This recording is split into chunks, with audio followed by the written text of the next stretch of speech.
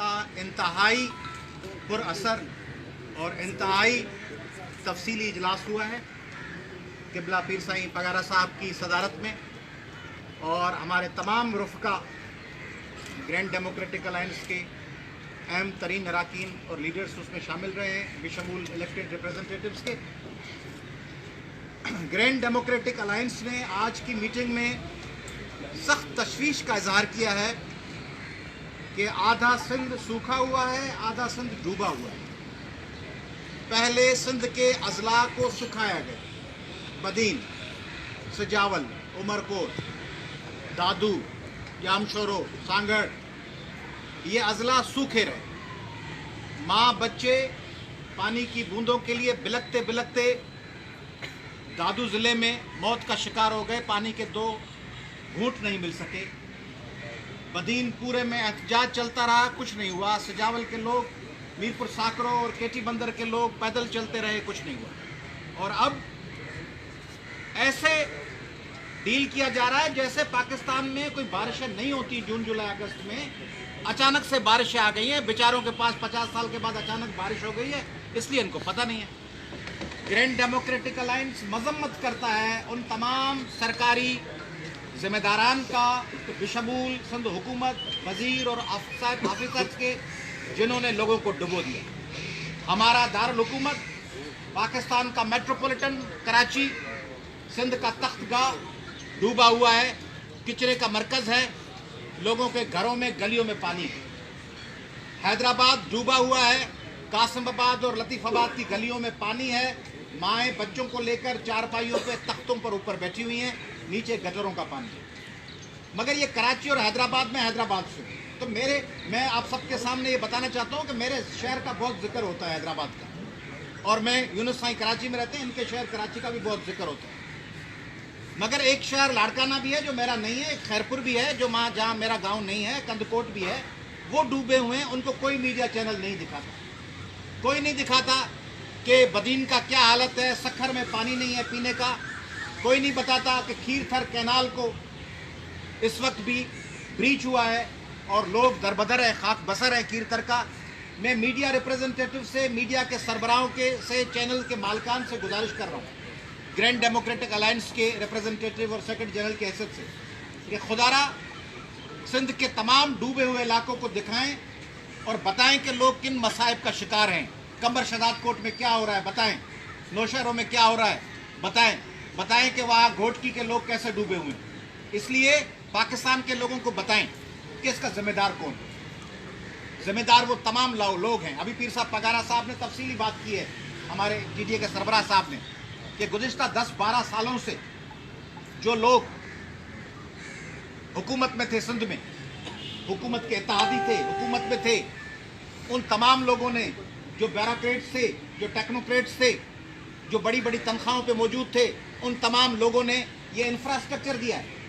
ये KMC, ये वासा, ये KDA, ये K इलेक्ट्रिक, ये पानी के इदारे, ये ड्रेनेज के इदारे दिए हैं। इनकी बजट्स कहाँ गई? डीसिल्ट करने के प्रोजेक्ट्स के अरबों रुपए कहाँ गए जो इरिगेशन को मिले? वो जो हाईवेज को पैसे मिले जिनसे मजबूत रोड बनने थे, वो रोड क्यों उखेड़ दिए गए, वो क्यों उखड़ गए बारिशों में? तो किसके खिलाफ तहकीकात की है? वजीर आला सिंध से मैं पूछ रहा हूँ कि कैनाल के ब्रीच पर या उखड़े हुए रोड पर कौन से चीफ इंजीनियर, कौन से जिम्मेदार के खिलाफ का? फोटो सेशन बहुत करते हैं आप, पहले से किसी जगह इतला करके वहाँ पहुँच के तस्वीर खिंचवा कर और हलीम खाकर और सुबह हलवा पूरी खाकर तस्वीर खिंचवा कर आप रवाना हो जाते हैं। आप बताएं कि सिंध के कौन से करप्ट ऑफिसर या वजीर के खिलाफ कार्रवाई की है कि सिंध डूबा हुआ है? तो ग्रैंड डेमोक्रेटिक अलायंस मुतालबा कर रहा है कि सिंध के लोगों को, तमाम डूबे हुए अजला को बहाली का पैकेज दिया जाए, उन अजला में जहां पानी अभी तक खड़ा हुआ है वो निकाला जाए और मुलविस अफसरान और वजीरों के खिलाफ कार्रवाई की जाए। ग्रैंड डेमोक्रेटिक अलायंस मुतालबा कर रहा है कि सिंध असेंबली के फ्लोर पर हमारी ये जो बहनें मौजूद हैं, नुसरत साहर अब्बासी, नसीम साहिबा, हसनैन, शहरयार, आरिफ मुस्तफ़ा जतोई, पीर राशिद साईं, दूसरे लोग, ये तमाम लोग सिंध असेंबली में मुतालबा करते रहे, फिर मुतालबा दोहरा रहे हैं कि सिंध असेंबली आके बताए कि डीसिल्ट करने के और कैनालों को और ड्रेनेज को साफ करने के अरबों खरबों रुपए कहाँ गए, कासिमाबाद का बजट कहाँ गया। گرینڈ ڈیموکریٹک الائنس کے آج کے اجلاس میں ہم نے دعائے مغفرت کی منور عباسی صاحب اور عرفان اللہ مروت صاحب کے گھر میں فیملی میں جو ناگہانی اموات ہوئیں اس کے حوالے سے ہم ان کے دکھ میں شریک ہوئے. گرینڈ ڈیموکریٹک الائنس کو آج تفصیلی رپورٹ دی اجلاس میں.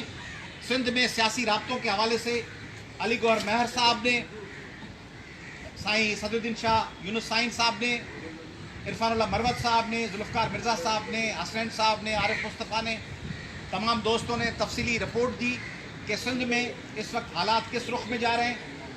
گرینڈ ڈیموکریٹک الائنس نے سخت تشویش کا اظہار کیا کہ آئین پاکستان اور جمہوریت کی باتیں کرنے والے بتائیں کہ سندھ میں آرٹیکل 4 پہ عمل ہو رہا ہے رول آف لا میں، آرٹیکل 9 پہ سیکیورٹی آف سٹیزن، سندھ کے شہریوں کی سیکیورٹی محفوظ ہے.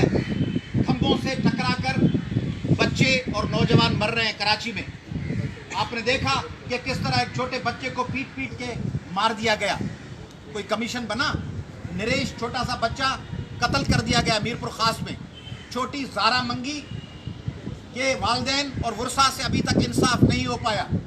رخسانہ سیال اور قادر سیال کے قاتلوں کے خلاف دہشت گردی کی کورٹوں میں کارروائی شروع نہیں ہوئی. تو یہ جو آرٹیکل 4 اور 9 اور 15 اور 14 ڈگنیٹی آف ہیومن بینگز اور ایکوالٹی آف سٹیزنز آرٹیکل 25 اس پہ کہاں عمل ہے؟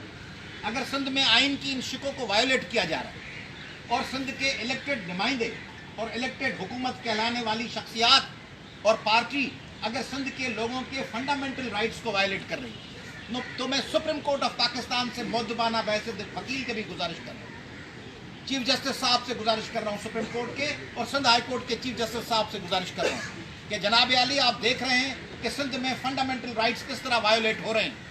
آرٹیکل 9 اور 14 کس طرح وائلیٹ ہو رہے ہیں، 25 کس طرح ہو رہا ہے، اور خود آرٹیکل 4 کس طرح وائلیٹ ہو رہا ہے. تو پھر میں گزارش کر رہا ہوں پاکستان کے تمام فورمز سے، خصوصاً پارلیمنٹ سے اور عدلیہ سے، کہ پھر جب آئین کے آرٹیکلز وائلیٹ ہوتے ہیں تو آئین میں آرٹیکل 62 ہے، آئین میں آرٹیکل 63 ہے، آئین میں آرٹیکل 130 کا سب کلاس 7 ہے.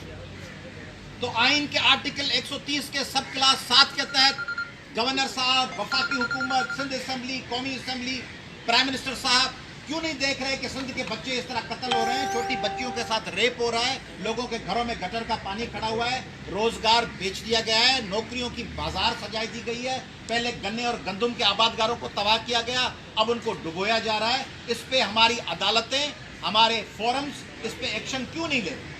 گرینڈ ڈیموکریٹک الائنس مطالبہ کر رہا ہے. یہ خصوصی مطالبہ پیر صاحب پگارا صاحب کی طرف سے. پیر صاحب نے مجھے کہا کہ یہ ضرور بات کریں کہ سندھ کے بندوں اور سندھ کے ڈرینیج کے حوالے سے جو بجٹ ہے وہ سندھ کے لوگوں کو بتائی جائے کہ کہاں خرچہ ہوا، تاکہ سندھ کے لوگوں کو پتہ چلے کہ آپ کو ڈبونے کے لیے کیا اقدامات کیے گئے بجائے آپ کو بچانے کے لیے. گرینڈ ڈیموکریٹک الائنس نے آج یہ بھی مطالبہ کیا ہے کہ سکھر کو، حیدرآباد کو، کراچی کو، نواب شاہ کو، میرپور خاص کو اور لاڑکانہ کی شہری آبادیوں کو، آس پاس کے دیہاتوں کو پینے کا صاف پانی پہنچانے کے حوالے سے فوری طور پر حکومت اپنا کردار ادا کرے، ڈی سلٹنگ کے لیے کارروائی کرے، بارشوں کا پانی نکالے. اس سلسلے میں گرینڈ ڈیموکریٹک الائنس کی طرف سے جو 5 رکنی کمیٹی تھی وفاق سے رابطے کے لیے، اس کو بھی جی ڈی اے نے آج امپاور کیا ہے کہ وہ وفاقی حکومت سے، گورنر صاحب سے اور تمام فورم سے، پارلیمنٹ سے رابطہ کر کے سندھ کے لوگوں کے حقوق کے حوالے سے اپنا کردار ادا کرے. جی ڈی اے آج مطالبہ کر رہا ہے، گرینڈ ڈیموکریٹک الائنس مطالبہ کر رہا ہے کہ سندھ کی تعلیم اور صحت کو اولیت کے بنیاد پر ایڈریس کیا جائے. ایڈز کا مرض پھیل رہا ہے، لاڑکانہ اور آس پاس کے دیہات، حیدرآباد کی بارہڑی، سندھ کے دوسرے اضلاع میں درجنوں اموات ہو رہی ہیں ایڈز کی وجہ سے. سندھ میں 8 میں سے ہر 2-3 شخص ہیپیٹائٹس کا شکار ہیں. اس کے حوالے سے سندھ حکومت اپنی کارکردگی بہتر بنائے اور ایڈز اور ہیپیٹائٹس سے مقابلے کے لیے، HIV سے مقابلے کے لیے ہنگامی بنیادوں پہ کارروائی کرے. جی ڈی اے مطالبہ کر رہا ہے کہ کندکوٹ کو، جیکب آباد کو، بدین کو، عمرکوٹ کو اور سانگھڑ کو ہنگامی بنیاد پر یونیورسٹیز دی جائے.